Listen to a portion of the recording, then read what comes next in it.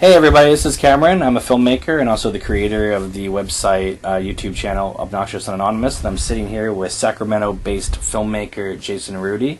How are you doing today? Very good. Thank you very much for stopping by the Desperate Visions studio here. Of course, and one of the things we're going to do today is we're going to talk about your creative process and about the films you make. So let's start off. How long have you been making films? I started working with somebody first in like 2005 about. I made short films by myself when I was younger, like stop animation stuff with toys and different horror films when I was in high school and stuff. But I don't really count those like everybody does. But the first one I did worked as a assistant, and then I worked as an assistant director, and then I co-directed a film. Ladybugs, and then Room 412 for Burning Grounds Entertainment, and then I did my first film would be 2007, The Last Road to Hell. So I always count that first for Desperate Visions. And where do you draw inspiration from? Maybe not for individual films, but just overall. Like where do you go to and you say, this is the type of filmmaker I would like to be? Well, like I always. For me, it always goes to like cult films and midnight movies and drive-in films and all that.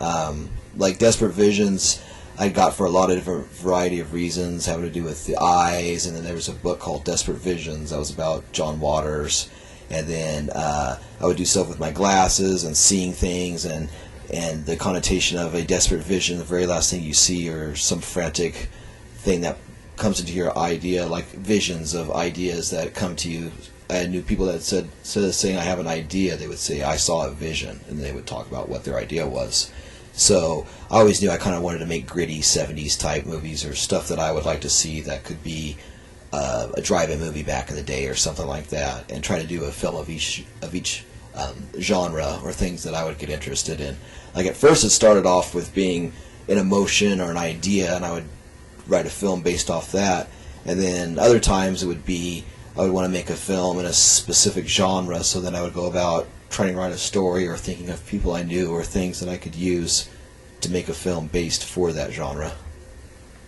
So your first film, 2007's Last Road to Hell, so how did this idea come to you? Was this one of these emotion feelings? Was this a story idea? Well, this one I started off as kind of a genre deal, because 2007, we were doing low-budget horror for the other company, and I switched over, and I knew I wanted to make a horror film, and I figured, okay, well, everybody can make a horror film first. And I didn't want to really make a zombie movie, even though there's a zombie technically in the film, but it was this girl's father who's brought back through voodoo, and he comes out of the grave. So he is a zombie, but it's really not a zombie film. But I kind of wanted to mix different genres, so at that time, the two biggest movies at that time were Hostel and Brokeback Mountain.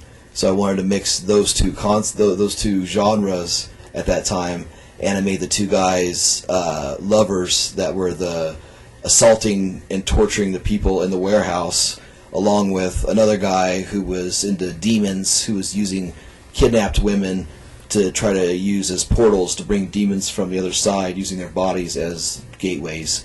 And then all this was going on in a warehouse, along with a group of kidnappers that were kind of like 70s type of group of people. So I was mixing the abduction van movie with the warehouse movie, the torture movie, the demon movie, and all that, and then with the 70s look. And because I had basically known some people at that time in West Sac that had the Horse Cow Gallery, and they had this cool strip of warehouses out off West Sac, and it was really cool with all this vintage stuff, old cars and art installations and really neat looks and stuff. So we used that and then based that all off of that.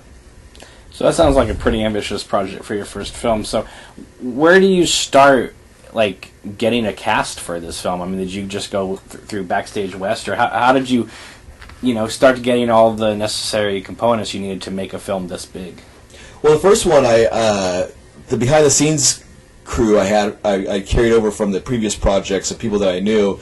I had brought over some friends. My friend Bob Heron helped me with Wes Young. He was a really good cinematographer, and he's down the LA area now making films and doing such.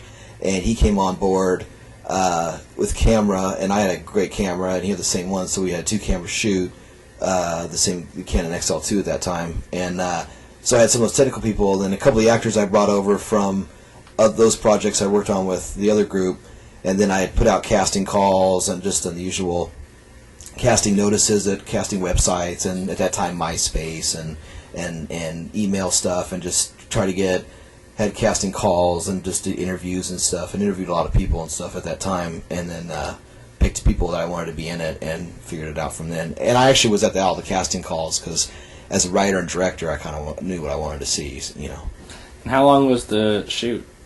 That shoot was, that was like in the summer. That was like in the summertime, 2007. So that was like probably about 3 weekends, maybe 4 weekends. So maybe about a month shoot. Maybe like I'd say about 7 days, 8 days. And then you have all this footage, then comes the big task of editing, and this was your first film, so how long did it take you think to secure a rough cut, at least? Well, for that one, I had sat down with the editor, and I physically didn't know how to edit that time, but I knew the style of editing, and I knew pacing, and I knew what I wanted to see, and I had it crafted in my head and with notes and such, so I would sit down and we'd watch the footage, and I would let him know what takes I liked, and then he would make notes, and then I would let him know, okay, cut here, and this goes to here. When he turns this way, use this shot of him looking this way with this shot, and we'd make the markers and do all the time notes. And then I'd leave, and he'd do it, and I'd come back and look at it and such. So that's the thing that took a while. I think that part took quite a few months. And over the time of doing that, you try to learn it so you could try to control the timing of it yourself, because when you're doing the work, then you control if you want to work on it an hour or if you want to work on it for 10 hours, you know.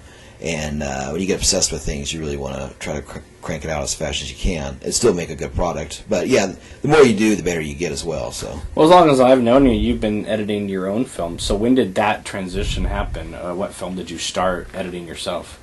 Probably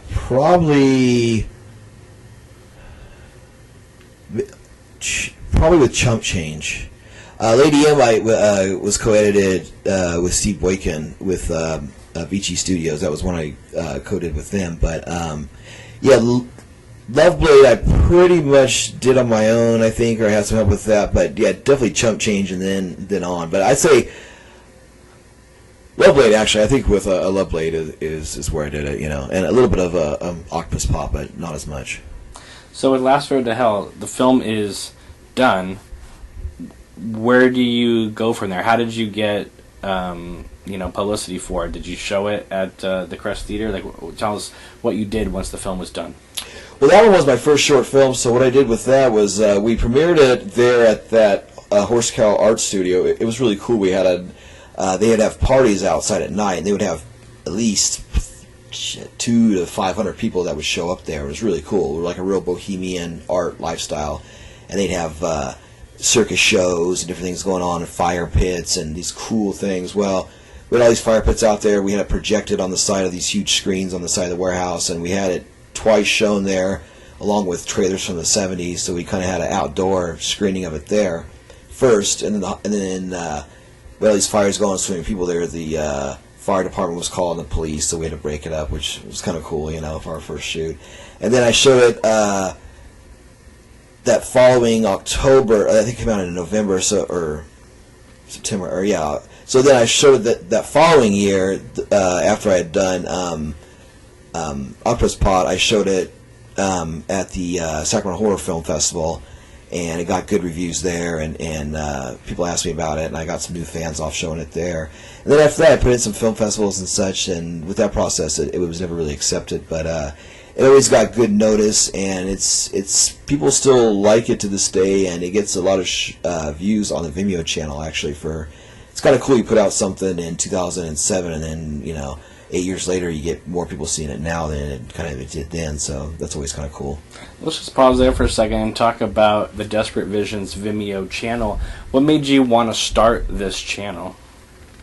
Well, a lot of it was due to a local theater that I love called the Crest Theater on K Street. Basically, they had basically ousted the management team that was running it, and they were really good with me. And I had about 7 or 8 premieres there, I think. Well, I had from all the way from Octopus Pot all the way to The Desires of Dawn. All my films played there.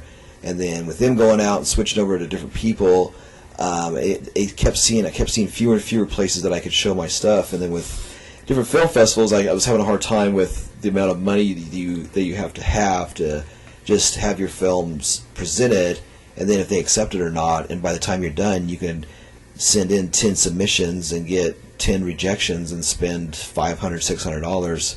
So I figured, but with the amount of content I had, about 8 or 10 films at the time, that I would make a channel, and that way, like people that I always admired, Russ Meyer and John Waters and stuff, and those people who had early control of their films, and they would basically just have their films, and it was like, well, one film having your channel is one thing, but by the time you have 10 or 12 films, you can show more stuff, and then it gives people more choices, and then it's worldwide. And I've had, God, I can't imagine, like 80 or 90 countries that have seen my trailers. Some have bought my films, but I've had so many hundreds of places, hits from Qatar to Indonesia to North Korea, South Korea, China, just all these places. It's amazing where you see people that see your stuff. You're like, wow, you know. Where's some of your biggest audiences? Well, USA is 1, Germany is number 2, UK is 3, France is 4th, and then from there, I think like Iran or Iraq is like way up there, which is really interesting, especially for The Desires of Dawn and some of the nudie cutie stuff. From Last Road to Hell, your next film was Succubin Octopus Pot. Succubin Octopus Pot. Succubin Octopus Pot. What made you go from Last Road to Hell to that? Tell us a little bit about the transition to your next film and what this other film's about. Well, there was an actress that was part of those first 2 films, Debbie Wu, and she was in Last Road to Hell as one of the kidnappers, and then she had done a cool drag king act, and I had seen her do that character, and it was very convincing, and she had came into the club where I'd worked at the time, and I'd see her come in with people and her girlfriend and such, and she'd be dressed like a man in a suit and everything. It was very 60s kind of Japanese style, and so at the time I was watching a lot of Pinky Violence films, and I was like, okay, I kind of want to do a Pinky Violence film, and I talked to her about being in that film, and she was down with it, and I had shown her some of the films and such, and she was inspired by it, and some of the people I was hanging around with, Chelsea Wolfe at the time, was basically things that I were into that were underground, I would show them, and they dug it. So then she would help me. She would do the music, and so the whole thing was going. And so basically that was like a girl gang movie where you had about 5 or 6 girls, and they basically opposed a male gang, so it was girls versus guys. And then I made each character of the guys real sleazy. Like one guy was into drug trafficking, and the other guy was into child prostitution. And the other guy, that his daughter infiltrated the other gang and slept with the other girl to try to mess with her head, and another guy that was more into the muscle and killing people and torturing people and stuff, kind of from Last Road to Hell carried over. So I kind of tied those 2 together with some of the characters, and then into Loveblade as well. But yeah, basically I wanted to make a Pinky Violence film and have those components around me at the time, and just put all that together, and kind of wanted to go in that direction. But it seems like with each film that you do that's really specific, you have to explain what the genre is and what your intention is, instead of making something straightforward and contemporary, you know. What was the audience reception to that one? It was really good. A lot of gals liked it because it had a good soundtrack. It was very fast. It had some good nudity to it. It had good fight scenes. I got some of my first press on that from Sacramento News and Review. They called it a girl fight club, which was kind of cool, and they said it had like one of the longest fight scenes in a cinema history.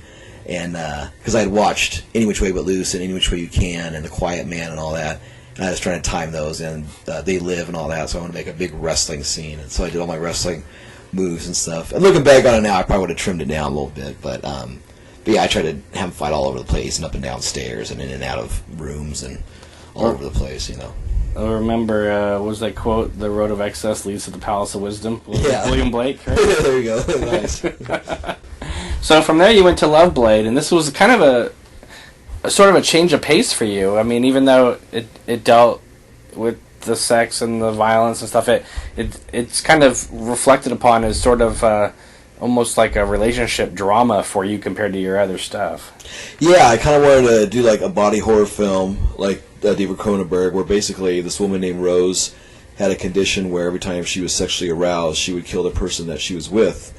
And so I was like, okay, her body was working against her, and I liked Scanners and The Brood and Shivers and all those, from Cronenberg and such. So I kind of wanted to make a body horror movie, but then I wanted to carry on the lesbian film tradition from Octopus Pod into this, and then have that female romance, because I definitely wanted to always film women more than men, because women look better on film, they're more interesting to me, and I'd rather see, personally my taste, I'd rather see two naked women together than a naked man and a woman. That doesn't interest me. I'd rather see that. And some people get turned off to it, some people are cool with it or love it, so whatever, but that was my style. So I always wanted to see that, so I carried that through, and then I try to create quirky characters around the beauty, so you have the beauty that brings people in, and then you can still be subversive with some of your humor with secondary characters and your thoughts and philosophies, and make beautiful people say ugly words in a very nice way and very creative and stuff, and show the excess and mix it with that, so it kind of gives that rush, So I try to not tame it down, because it's a very excessive film, but I definitely made it more presentable, and it's a very pretty film in spite of the subject matter. Well, some of your actresses that I've talked to has said that is their favorite film of yours in many ways. They just thought that actually seeing that film convinced them to do some of your films. That's cool, and that's really important, because I always try to, even though I'm male, and people always ask me about it, who made a man or a woman, and I say it, and they some people get turned off to it, some get, okay, cool, and stuff, but yeah, I try to be as soft and as feminine with my stuff, and still have my creativity and ideas inside of it, instead of being too rough or too masculine, because, I don't know, the fair sex always attracts more, in my opinion, so why not use that? And they are exploitation films, so beauty is the best thing to exploit, in theory. And then you completely did a 180 and went masculine to the extreme with Chump Change, the film that I believe Amazon itself rejected because of how explicit they thought it was. Not necessarily what you showed, but what they thought you showed. Yeah, actually, that would be disc makers. Wouldn't let me press it. Yeah, I basically had to. They would make the packaging and do all this stuff, but they wouldn't actually put the content onto the disc. Basically, it was a story about a man who watches bootlegged movies, or buys bootleg movies and takes them home and watches them, and the content on the movies, kind of like Videodrome, changes his body, where then every time he masturbates, coins would come out of his penis. And even though we constructed the rig to everything come out with the change and everything, it was still not accepted, because they said it was masturbation and that it was sexual content, even though it was a penis ejecting change. So that was always really bizarre. But yeah, that whole idea was, with that idea I kind of came up with because there was a weird guy that I used to work with at the video store at the time named Evan, and he would always be obsessed with pennies, and every time somebody would give money to the store and he'd be working the counter, he would always take the money out, put it on the counter, and look at it, and look at the year, the pennies, and turn them over and feel and rub them, and take some of his change out and exchange it for that. And it always bugged me, like, dude, why are you so obsessed with it? He's a really odd-looking guy. And then the guy that I worked with, Will, I had him basically play himself, or a really excessive version of himself, mixed with that other guy's behavior and some of the things that he was obsessed with. So then basically, work with him, I said it would be funny if he was really obsessed with money and the change, and then his name was Willie Chump, because Will was the guy I was working with, so it was Willie Chump, we said Chump Change, and then we started doing all these jokes, and I said, well, what if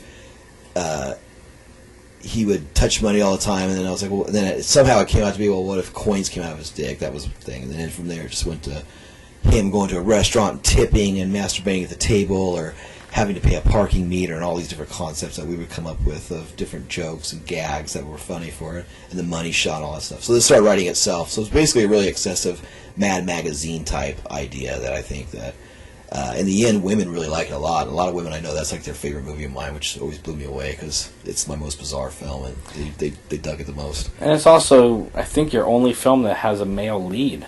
Yeah, as a lead, definitely. Yeah, it is the only one. So what made you take Chump Change and want to put it as a double feature with your next film, Lady M, which was sort of like a ghost revenge film. What made you think that those two would complement each other? Well, I wanted to kind of do like a Beauty and the Beast type thing, and I wanted to do double feature because Grindhouse, I think, had come out at that time, and I was like, okay, and I was kind of doing films that would fit that genre anyway, and they were doing a double feature, and Chump Change, it was only a short film of like 26 or 28 minutes, and the new Lady M would be in the 40-minute range, so I figured, well, those two together would be an hour, and then I'd maybe make a trailer or two, put it in the middle, and then it would be a short feature, maybe about 70 minutes total by the time everything was done. So that's what it came about for that, and then... But Lady M, it came out of an idea that, basically out of a road rage incident that I had, that I was driving around a lot, and I was seeing people that were cutting me off and cutting off other people, and they were always hauling boats or motorhomes or this or that, or you would see these people with personalized license plates, and I always thought, well, it's really stupid to have something really personal on your car because somebody could basically hunt you down or research your license plate, go to DMV, or have somebody work there, find out something about you based off a personalized thing, something so easily recognizable.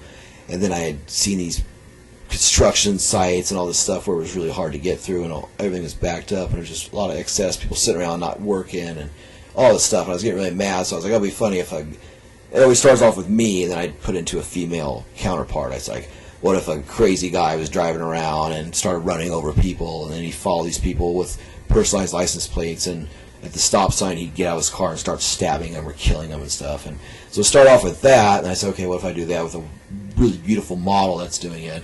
And then I was like, okay, well, what if this... Then I was trying to think, okay, well, I liked High Plains Drifter and a few other ideas I thought. I was like, well, what if she was dead, or she hunted these people down that had personalized license plates all out of reason, so then she would hunt them down and find them. So basically, and I thought, well, what if she was a ghost, or what if she was another spirit, or what if she wasn't real, and then make you think about her, fill in the blanks, and make people, well, was she or was she not? And it's kind of Jean Rollin inspired some of his films at the time I was watching, where it was very ghost-like and wraith-like and everything, so I tried to capture that.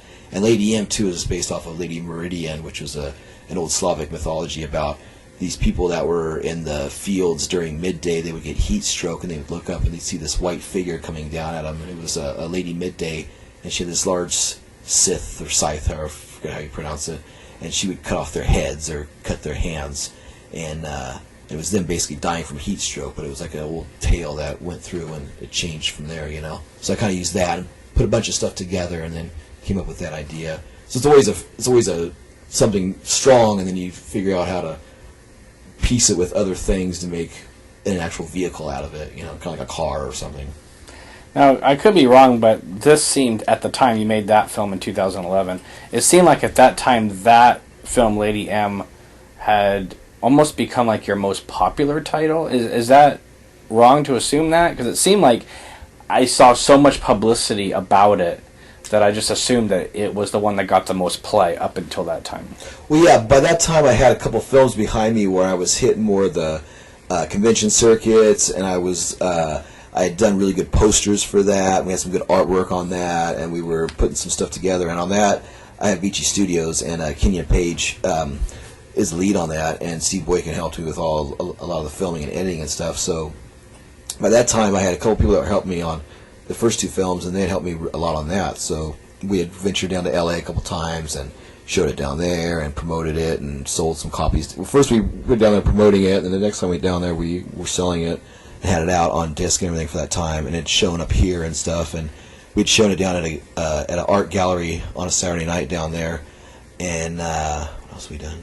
And took it around and this and that and stuff. So that was my time to kind of like start hitting that next level of just doing it locally and then going down to Southern California. So for the next 2 years, 2012, 2013, you kind of did a 1-2 punch of making a series of films called Mondo Sacramento, and followed up by Mondo Sacramento 2. What was the genesis for both of the films, actually?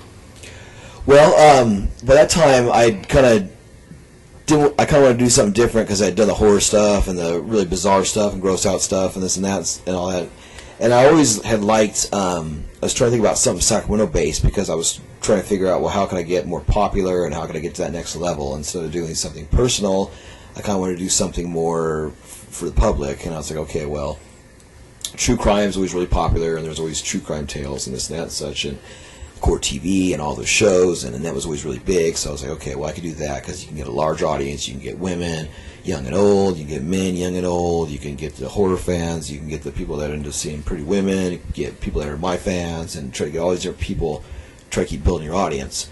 So being in Sacramento and all that, there was so much that was here. And growing up as a kid, I had heard about the Vampire Sacramento and Batgirl by the time I was in high school, and then Dorothea Puente, the Gallegos, the Manson women in the 70s, and all that. And at that time, I had basically figured, okay, well, I could almost take the clippings of that and then do reenactments of that, but then add nudity and add violence and maybe show some of the killing and show it from the killer's perspective instead of the victim's perspective, and not glorify it, but kind of come at it from that perspective, because I'd always liked the Rob Zombie's Halloweens, where he kind of made you feel like you were Michael Myers in that, and have some of that thing where you're not behind the mask, but you kind of, by the way it's presented and the way it's edited, you kind of come into the thought trappings and the thinking and such. So I try to put that type of a creepy spin with my music and my style and the 70s look, and figured I could just put all that together, and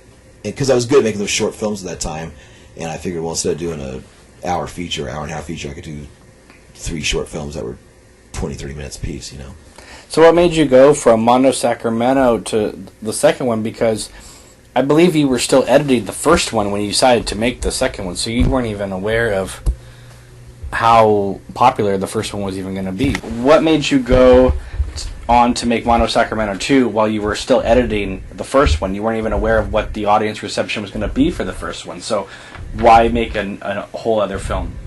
Well, Mondo Sacramento 2, because when I made Mondo Sacramento 1, I had just done 3 stories, and at the time I had written stuff for like probably I'd written stuff for probably 9 to 12 stories, different stuff I wanted to do, and I still had stuff from another 6 or 7, including 1 or 2 that you were doing at the time, and some that you had suggested to me that I didn't end up doing and such. But it just seemed like I had all this excessive stuff, and it seemed like it was going to be really well received, and I figured that I would just keep that momentum going, because to me momentum is so important, how you want to always push that through and such. So I definitely wanted to keep that going through, and at the time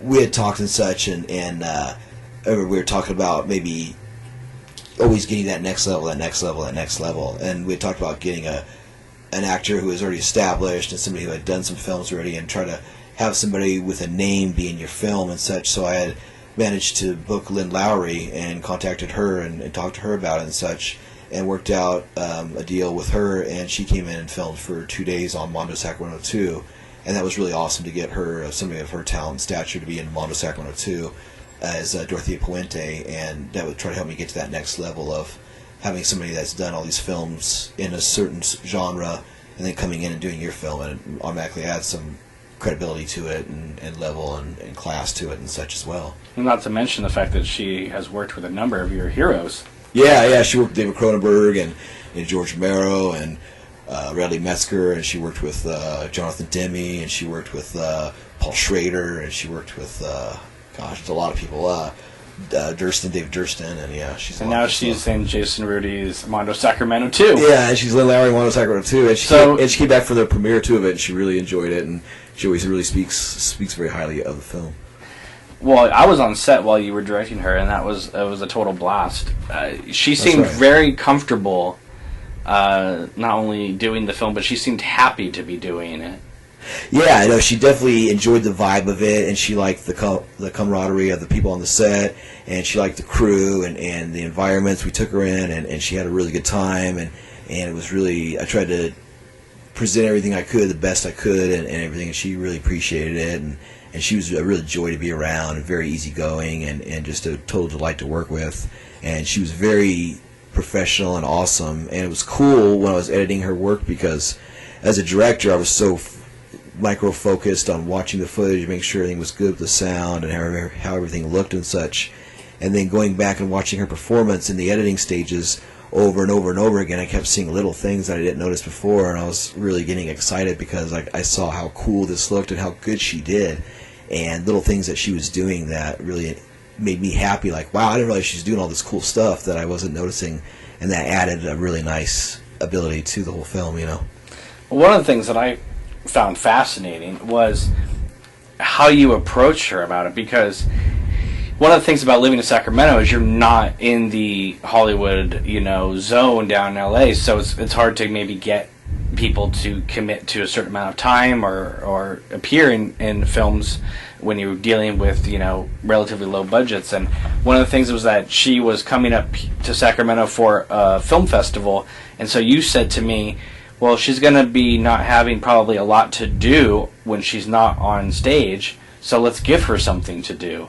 And so you brought that up to her attention and saying, hey, you're going to be up in this area anyway, how would you like to, be in a film as well? And so she was like, that's perfect. So it was perfect timing. It totally worked out very well, and like with the timing of all that and such, and also with my own bottom dollar of only knowing how much money that I could afford to put into it and not kill myself too hard, by doing it.